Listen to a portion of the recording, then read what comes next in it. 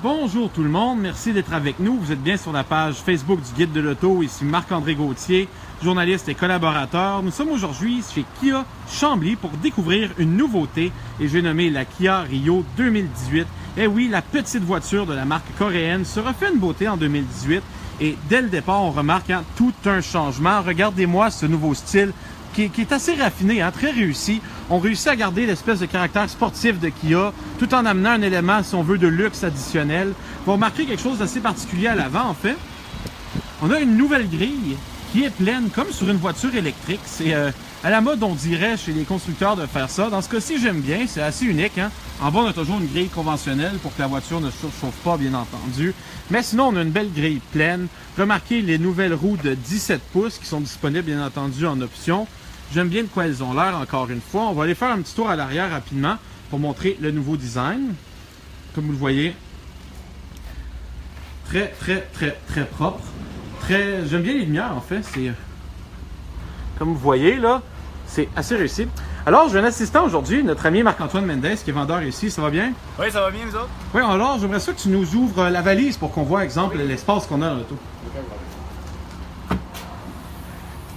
Pour les gens qui se demandent, les espèces d'effets dans les lumières, c'est à cause de la caméra qui n'est pas réglée à la même vitesse d'obturation que, si on veut, les lumières en tant que telles. Donc, ça fait cet effet-là.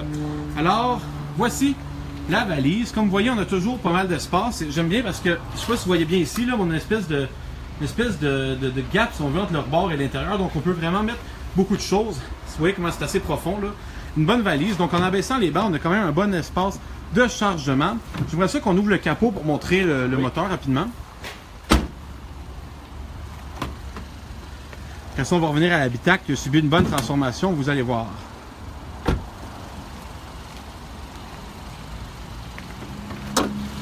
Donc, voici le moteur de la bête, si je puis dire. Pourquoi je dis la bête? Parce que, bien, si on compare la Rio aux autres voitures sous-compactes sur le marché, on a pratiquement affaire à une sportive. Pourquoi? Parce que la Rio a un moteur, un 4 cylindres d'1,6 litres, mais qui, grâce à la magie de l'injection directe, développe 130 chevaux.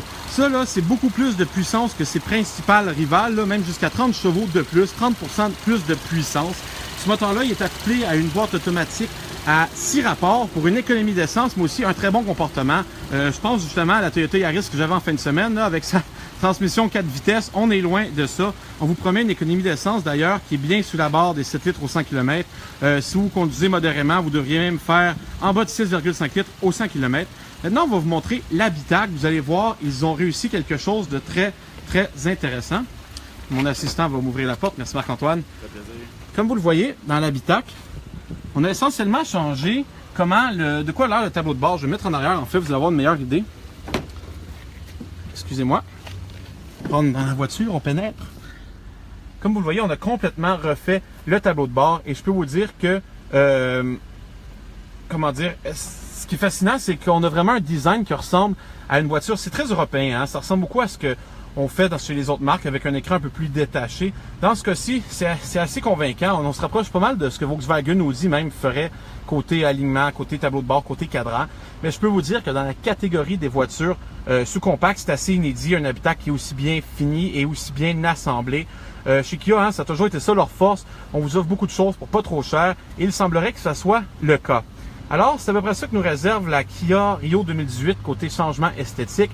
Soyez des nôtres dans quelques minutes parce qu'on va l'amener sur la route pour voir comment elle se conduit. Merci d'avoir été avec nous.